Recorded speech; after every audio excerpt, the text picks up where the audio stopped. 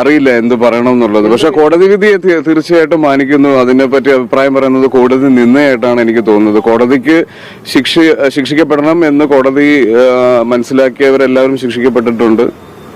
ഒരു കാലത്ത് ശക്തമായ നിലപാടെടുത്തതാണ്, അതിജീവിതയ്ക്കൊപ്പം ഉറച്ചു നിന്നതാണ്. അപ്പൊ ആ ഒരു പിന്തുണ ഇപ്പോഴും പിന്നെ ഏത് സമയത്തും അതിജീവിതയോടൊപ്പം തന്നെയാണ്. തീർച്ചയായും പിന്തുണയുണ്ട്. അപ്പൊ നടി ആക്രമിച്ച കേസുമായി ബന്ധപ്പെട്ട് ദിലീപിനെ കോടതി വെറുതെ വിട്ടതിന് പിന്നാലെ ഇപ്പൊ സിനിമാ മേഖലയിലെ പല പ്രമുഖന്മാരും പ്രതികരണവുമായി രംഗത്ത് വന്നിരിക്കുകയാണ് അല്ലെ. ആസിഫ് അലി അടക്കമുള്ളവർ ഈ വിഷയത്തിൽ തന്റെ പ്രതികരണം അറിയിച്ചു കഴിഞ്ഞു എന്നുള്ളതാണ്. നമുക്കറിയാം ഇന്ന് കേരളത്തിൽ പലയിടത്തും വോട്ടെടുപ്പാണ് അല്ലെ. അങ്ങനെ ഇരിക്കുകയാണ് തൊടുപുഴയിൽ തന്റെ ബൂത്തിൽ വോട്ട് ചെയ്യാൻ വരുന്നതിനിടെ ആസിഫ് അലി ഈ വിഷയവുമായി ബന്ധപ്പെട്ട് പ്രതികരിക്കുന്നത്. ആ പ്രതികരണം ഇപ്പൊ പലയിടത്തും ചർച്ചാ വിഷയമായി മാറിക്കഴിഞ്ഞു എന്ന് പറഞ്ഞാൽ മതിയല്ലോ. നമുക്ക് എന്തായാലും ആസിഫ് അലിക്ക് പറയാനുള്ള എന്താണെന്നുള്ളത് കേട്ടോക്കാം. അല്ല, വിധി എന്താണെങ്കിലും കോടതി വിധിയാണ്. കോടതി വിധിയെ പറ്റി അഭിപ്രായം പറയുന്നതും അല്ലെങ്കിൽ എന്റെ അഭിപ്രായം പറയുന്നതിനോടും എത്രത്തോളം എന്താ പറയാ എത്ര പ്രസക്തി ഉണ്ടെന്ന് എനിക്കറിയില്ല. എങ്കിലും കോടതി വിധി സ്വീകരിക്കുക എന്നുള്ളതാണ്. പറഞ്ഞാൽ ഈ അവസരത്തിൽ എനിക്കത് അറിയില്ല എന്ത് പറയണം എന്നുള്ളത്. പക്ഷെ കോടതി വിധിയെ തീർച്ചയായിട്ടും മാനിക്കുന്നു. അതിനെപ്പറ്റി അഭിപ്രായം പറയുന്നത് കോടതി നിന്നയായിട്ടാണ് എനിക്ക് തോന്നുന്നത്. കോടതിക്ക് ശിക്ഷിക്കപ്പെടണം എന്ന് കോടതി മനസ്സിലാക്കിയവരെല്ലാവരും ശിക്ഷിക്കപ്പെട്ടിട്ടുണ്ട്. ഒരു കാലത്ത് ശക്തമായ നിലപാടെടുത്തതാണ്, അതിജീവിതയ്ക്കൊപ്പം ഉറച്ചു നിന്നതാണ്. അപ്പൊ ആ ഒരു പിന്തുണ ഇപ്പോഴും പിന്നെ ഏത് സമയത്തും അതിജീവിതയോടൊപ്പം തന്നെയാണ്. തീർച്ചയായും പിന്തുണയുണ്ട്. ഇപ്പം ശിക്ഷയെക്കുറിച്ചോ അല്ലെങ്കിൽ വിധിയെക്കുറിച്ചോ ഒന്നും അഭിപ്രായം പറയാനുള്ള ആളല്ല ഞാൻ. തീർച്ചയായിട്ടും ഇല്ല, സംസാരിക്കാൻ കഴിഞ്ഞിട്ടില്ല. ഞാൻ യാത്രയിലായിരുന്നു, നേരെ തൊടുപുഴയിലേക്ക് വരുമായിരുന്നു. ഇല്ല, ആരും പ്രതികരിച്ചിട്ടില്ല. അപ്പൊ തീർച്ചയായിട്ടും അവരുടെ പ്രതികരണം നേരിട്ട് തന്നെ അറിയിക്കുന്നതായിരിക്കും. ഞാൻ എന്നിലൂടെ പറയുന്നതിനേക്കാൾ നല്ലതായിരിക്കും. ശക്തമായ ഒരു നിലപാട് പുറത്തിറക്കിയ ഒരു ഫേസ്ബുക്ക് വാർത്താക്കുറിപ്പിൽ കൂടെയാണ് കാര്യങ്ങൾ വിശദീകരിച്ചത് എക്സിക്യൂട്ടീവിന് ശേഷം. അപ്പോൾ ശക്തമായ പ്രതികരണങ്ങൾ എല്ലാവരും വളരെ കരുതലോടെ പ്രതികരിക്കണമെന്ന് ആഗ്രഹിക്കുന്ന ഒരു വിഷയം കൂടിയാണ്. നമുക്കറിയാം വ്യാഖ്യാനിക്കപ്പെടാൻ ഒരുപാട് സാധ്യതകളുള്ള ഒരു ടോപ്പിക്കുമാണ്, ഒരു കേസുമാണ്. അതുകൊണ്ട് നമ്മൾ പറയുന്നത് വളരെ മനസ്സിലാക്കി കൃത്യതയോടെ തന്നെ പറയണം. അപ്പൊ പല സമയത്തും പല അഭിപ്രായങ്ങൾ പറഞ്ഞത് വ്യാഖ്യാനിക്കപ്പെട്ടിട്ടുണ്ട്. അത് പല രീതിയിലും ഓൺലൈൻ സോഷ്യൽ മീഡിയ അറ്റാക്കുകളിലേക്കൊക്കെ പോയിട്ടുണ്ട്. അപ്പൊ അതിനോടൊന്നും താല്പര്യമില്ല. അപ്പൊ എന്താണോ പറയാനുള്ളത് എന്നുള്ളത് കൃത്യമായി മനസ്സിലാക്കി കൃത്യമായ ക്ലാരിറ്റിയോട് കൂടി പറയാന്നുള്ളതാണ്. ഹയർ അപ്പീൽ സർക്കാർ പോകുന്നുണ്ട്. അപ്പൊ അതിനർത്ഥം പൂർണ്ണമായ നീതി ലഭ്യമായിട്ടില്ല എന്നൊരു റീഡിംഗ് ആ ഭാഗത്തു നിന്ന് ഉണ്ടാവുന്നത് കൊണ്ടായിരിക്കില്ല സർക്കാർ ഇപ്പോൾ ഹയർ അപ്പീൽ പോകാൻ തീരുമാനിക്കുന്നത്. ആയിരിക്കും. ഓക്കെ, അതാണ് ആശാൻ അവിടെ ഇവിടെ തൊടാണ്ട് അങ്ങ് കാര്യങ്ങൾ പറഞ്ഞു വെച്ചു അല്ലെ. ഞാൻ ഏത് വിധേനയും എല്ലാ സമയത്തും അതിജീവിതക്കൊപ്പമാണ്, ഇരക്കൊപ്പമാണ്, പക്ഷെ ഞാൻ കോടതി വിധിയെ മാനിക്കുന്നു എന്നുള്ള രീതിയിലാണ് ആശാൻ സംസാരിച്ചു വെക്കുന്നത്. അതായത് ഞാൻ അതിജീവിതക്കൊപ്പമാണ് എന്ന് പൊതുജനത്തെ ബോധിപ്പിക്കുകയും വേണം, എന്നാൽ കോടതി വിധിക്കെതിരെ സംസാരിക്കാനും പാടില്ലേ എന്നുള്ള രീതിയിലാണ് ഇവിടെ ആസിഫ് അലി സംസാരിച്ചു വെക്കുന്നത് അല്ലെ. അതായത് ഇലക്കും ഉള്ളിന് കേടില്ലാത്ത രീതിയിൽ ഒരു സംസാരം. പുള്ളിക്കാരൻ സ്വയം സേഫാക്കി സംസാരിച്ചു എന്ന് പറഞ്ഞാൽ മതിയല്ലോ. എന്തുകൊണ്ടും നല്ലൊരു നിലപാടാണത്. ഈ സമയത്ത് ഇങ്ങനെയൊക്കെ സംസാരിക്കുന്നതാണ് എന്തുകൊണ്ടും ആസിഫ് അലിന്റെ സേഫ്റ്റിക്ക് നല്ലത്. ഇനി എന്തായാലും ദിലീപിനെ ഈ നടി ആക്രമിച്ച കേസുമായി ബന്ധപ്പെട്ടുള്ള വിഷയത്തിൽ കുറ്റവിമുക്തനാക്കിയല്ലോ. നമുക്കറിയാം ഈ കേസ് ദിലീപിനെതിരെ വന്ന സമയത്ത് ദിലീപിനെ പല സംഘടനകളിൽ നിന്നും പുറത്താക്കിയിട്ടുണ്ടായിരുന്നു. പ്രത്യേകിച്ച് അമ്മ, പ്രൊഡ്യൂസേഴ്സ് അസോസിയേഷൻ, അങ്ങനെ പല സംഘടനകളിൽ നിന്നും ദിലീപിനെ വിലക്കിയിരുന്നു. അപ്പൊ ആ സംഘടനകളിലേക്കെല്ലാം ഇപ്പൊ കുറ്റവിമുക്തനാക്കി ഈ വേളയിൽ ദിലീപിനെ തിരിച്ചെടുക്കുമോ എന്നുള്ള ചോദ്യങ്ങൾ മാധ്യമങ്ങൾ ആസിഫ് അലിനോട് ചോദിക്കുന്നുണ്ട്. അന്നേരം ആസിഫ് അലിയുടെ മറുപടി നമുക്ക് കണ്ടുനോക്കാം. തിരിച്ചറിവിനുള്ള ഒരുക്കങ്ങൾ നടത്തുകയാണ്. ഇപ്പൊ പ്രൊഡ്യൂസേഴ്സ് അസോസിയേഷനിലേക്ക് തിരിച്ചെടുക്കാനുള്ള അമ്മയിലേക്ക് സൂചനകൾ വരുന്നു. എങ്ങനെയാണ് അതിനെ കാണുന്നത് തിരിച്ചറിവ്? ആരോപിതനായ സമയത്ത് അദ്ദേഹത്തിന് പുറത്താക്കിയിട്ടുണ്ടെങ്കിൽ ഇത്തരത്തിലൊരു കോടതി വിധി വരുമ്പോൾ അതിനെ വേണ്ട രീതിയിൽ തന്നെ കൈകാര്യം ചെയ്യുക എന്നുള്ളതല്ലേ എല്ലാ സംഘടനകളും ചെയ്യേണ്ടത്. അപ്പോൾ ഏകപക്ഷമായ ഒരു തീരുമാനം ആർക്കെതിരെയും എടുത്തിട്ടില്ല.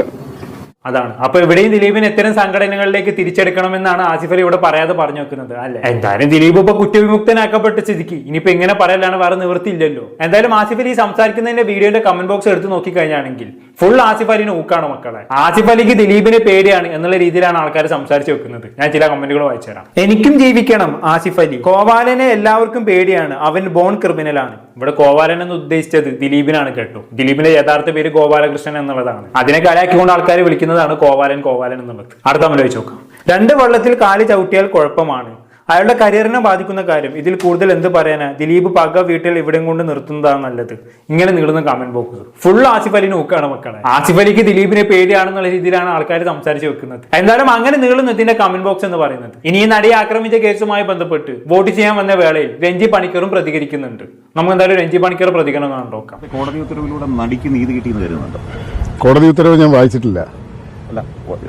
കുറ്റവാളികൾ ശിക്ഷിക്കപ്പെട്ടു എന്നാണ് എന്റെ വിശ്വാസം. അങ്ങനെ പൂർണ്ണമായി കുറ്റവാളികൾ ശിക്ഷിക്കപ്പെട്ടു എന്ന് പറയാൻ പറ്റുമോ രഞ്ജി പണിക്കർ? എന്റെ അഭിപ്രായത്തിൽ അങ്ങനെ ഒരിക്കലും പറയാൻ കഴിയില്ല. ഇവിടെ നടിയെ തട്ടിക്കൊണ്ട് പോയി പീഡിപ്പിച്ച 6ഓളം ആളുകൾക്കെതിരെ കോടതി കുറ്റം ചുമത്തിയിട്ടുണ്ട് എന്ന് കരുതി കുറ്റവാളികൾ പൂർണ്ണമായും അവിടെ ശിക്ഷിക്കപ്പെട്ടു എന്ന് പറയാൻ പറ്റുമോ? ഇവിടെ പച്ചവെള്ളം പോലെ എല്ലാവർക്കും അറിയാം ഈ നടിയെ തട്ടിക്കൊണ്ടുപോയി പീഡിപ്പിച്ച 6ഓളം ആളുകൾ കൊട്ടേഷൻ സംഘത്തിൽപ്പെട്ട ആൾക്കാരാണ് എന്നുള്ളത്. അപ്പൊ അങ്ങനെ വരുന്ന വേളയിൽ ഈ തട്ടിക്കൊണ്ടുപോയി പീഡിപ്പിച്ച 6ഓളം ആളുകൾക്ക് ആരാണ് കൊട്ടേഷൻ കൊടുത്തത് ആ വ്യക്തിയും കൂടി ഇവിടെ ശിക്ഷിക്കപ്പെട്ടാലല്ലേ കുറ്റവാളികൾ ഇവിടെ പൂർണ്ണമായി ശിക്ഷിക്കപ്പെടുത്തുള്ളൂ. ഇപ്പോഴും ഇവർക്ക് തട്ടിക്കൊണ്ട് പോയി പീഡിപ്പിക്കാൻ കൊട്ടേഷൻ കൊടുത്ത ആള് ശിക്ഷിക്കപ്പെട്ടിട്ടില്ല. ആ വ്യക്തി ശിക്ഷിക്കപ്പെടാത്തിടത്തോളം കാലം ഇവിടെ ഒരിക്കലും പൂർണ്ണമായി കുറ്റവാളികൾ ശിക്ഷിക്കപ്പെട്ടു എന്ന് നമുക്ക് പറയാൻ പറ്റത്തില്ല. എന്നാണ് ഈ കൊട്ടേഷൻ കൊടുത്ത വ്യക്തി ശിക്ഷിക്കപ്പെടുന്നത് അന്ന് നമുക്ക് ഉറപ്പിച്ച് പറയാൻ പറ്റും കുറ്റവാളികൾ പൂർണ്ണമായി ശിക്ഷിക്കപ്പെട്ടു എന്നുള്ളത്. അതുവരെ അങ്ങനെ പറയല്ലേ രഞ്ജി പണിക്കരെ. ബാക്കി പറഞ്ഞാട്ടെ. ദിലീപിനെ കുറിച്ച് കോടതി പറഞ്ഞിരിക്കുന്ന ആൾ കുറ്റവാളിയല്ല എന്നല്ലേ? വലിയ ആക്ഷേപമാണ് പറയുന്നത്. ആർക്കാ ആക്ഷേപമുള്ളത്? സംഘടനകൾ വലിയ പ്രതിഷേധവുമായി രംഗത്ത് വരുന്നു. ഏത് സംഘടനകളാ? WCC. WCCക്ക് പ്രതിഷേധം ഉണ്ടായിരിക്കും.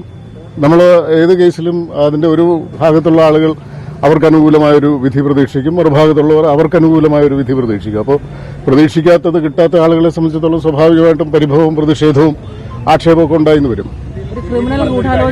ദിലീപ് പറഞ്ഞ കാര്യങ്ങളുടെ മറുപടി ദിലീപിനോട് ചോദിക്കണം. അല്ല സാറേ, ഈ മഞ്ജു വാര്യരുടെ പ്രസ്താവനയ്ക്ക് ശേഷമാണ് ഒരു ഗൂഢാലോചന തനിക്കെതിരെ നടന്നതെന്നാണ് ദിലീപ് പറയുന്നത്. അതിന് ഉത്തരം പറയേണ്ടത് ദിലീപോ മഞ്ജു വാര്യരോട്, രഞ്ജി പണിക്കരല്ല. അല്ല, ഗൂഢാലോചന തനിക്കെതിരെ നടന്നുവെന്ന് ദിലീപും പറയുന്നില്ലേ? നിങ്ങൾ അത് കേട്ടില്ലേ? നിങ്ങൾ ഒരു ചെവിയിലൂടെ കേൾക്കുന്ന ആളുകളാണ്. അതെ, അതുകൊണ്ട് അല്ല, അതുകൊണ്ട് അതാ പറഞ്ഞത്, മഞ്ജു വാര്യർ പറഞ്ഞതിന്റെ ഉത്തരം മഞ്ജു വാര്യർ പറയണം, ദിലീപ് പറഞ്ഞതിന്റെ ഉത്തരം അതിന്റെ മറുപടികൾ ഉണ്ടെങ്കിൽ അത് ദിലീപ് പറയണം. എന്നെ സംബന്ധിച്ചിടത്തോളം ഞാൻ അല്ല, ശിക്ഷിക്കപ്പെട്ടത് ആരാ? അവരേത് സംഘത്തിൽപ്പെട്ട ആളുകളാ?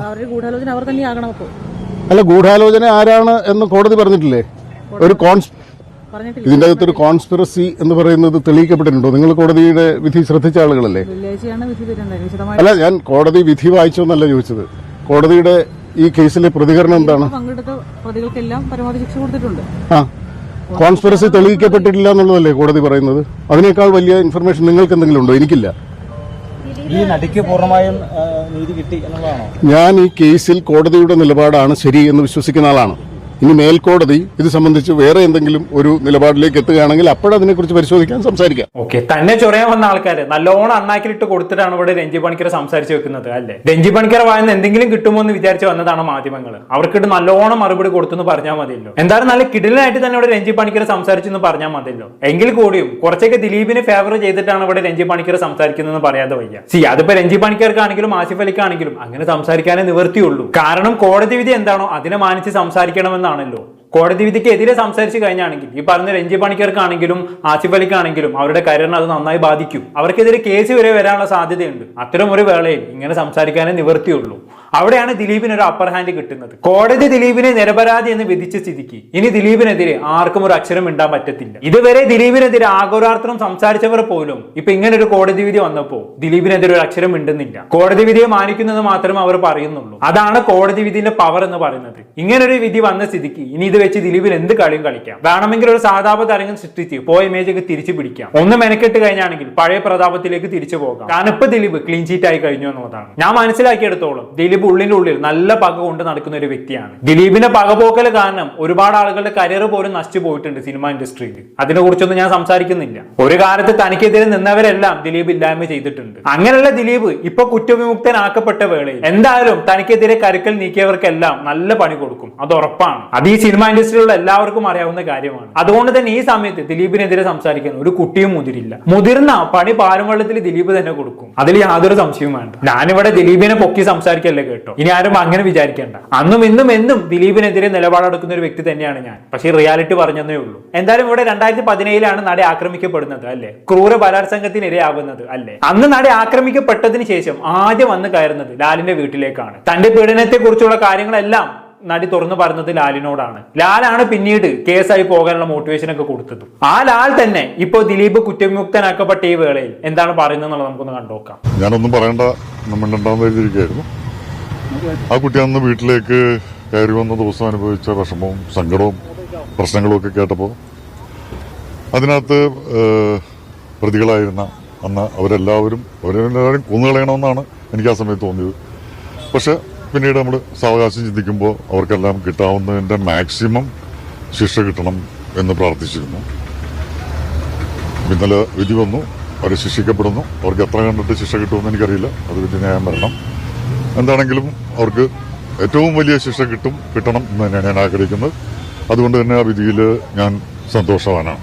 അങ്ങനെ പൂർണ്ണമായി സന്തോഷിക്കാൻ പറ്റുമോ ലാലെ? താങ്കൾ ഉള്ളിൽ ആക്രമിക്കപ്പെട്ട നടിയെ പൂർണ്ണമായി സപ്പോർട്ട് ചെയ്യുന്നുണ്ടെങ്കിൽ താങ്കളെ പോലുള്ള ഒരാൾക്ക് പൂർണ്ണമായി അങ്ങനെ സന്തോഷിക്കാൻ പറ്റത്തില്ല. ഒരുപക്ഷെ നടിയെ തട്ടിക്കൊണ്ടുപോയി ക്രൂരമായി പീഡിപ്പിച്ച ആളുകൾക്ക് ശിക്ഷ കിട്ടിയെന്ന് കരുതി അത് സന്തോഷത്തിന് വക വരുത്തുന്നുണ്ടോ ലാലെ? ഞാൻ നേരത്തെ പറഞ്ഞ പോലെ ഇങ്ങനെ തട്ടിക്കൊണ്ടുപോയി പീഡിപ്പിക്കാൻ കൊട്ടേഷൻ കൊടുത്തത് ആരാണോ ആ വ്യക്തി പിടിക്കപ്പെടാത്തത് വരെ ഇവിടെ അതിജീവിതയെ സപ്പോർട്ട് ചെയ്യുന്ന ഒരാൾക്കും പൂർണ്ണമായി സന്തോഷിക്കാനാവത്തില്ല. അങ്ങനെ കൊട്ടേഷൻ കൊടുത്ത ആൾ പിടിക്കപ്പെടാത്ത ഈ സാഹചര്യത്തിൽ താങ്കൾ സന്തോഷിക്കുന്നുണ്ടെങ്കിൽ താങ്കൾ ഉള്ളിൽ അതിജീവിതയെ പൂർണ്ണമായി സപ്പോർട്ട് ചെയ്യുന്നില്ല എന്നർത്ഥം. എന്തായാലും ബാക്കി പറഞ്ഞാട്ടെ.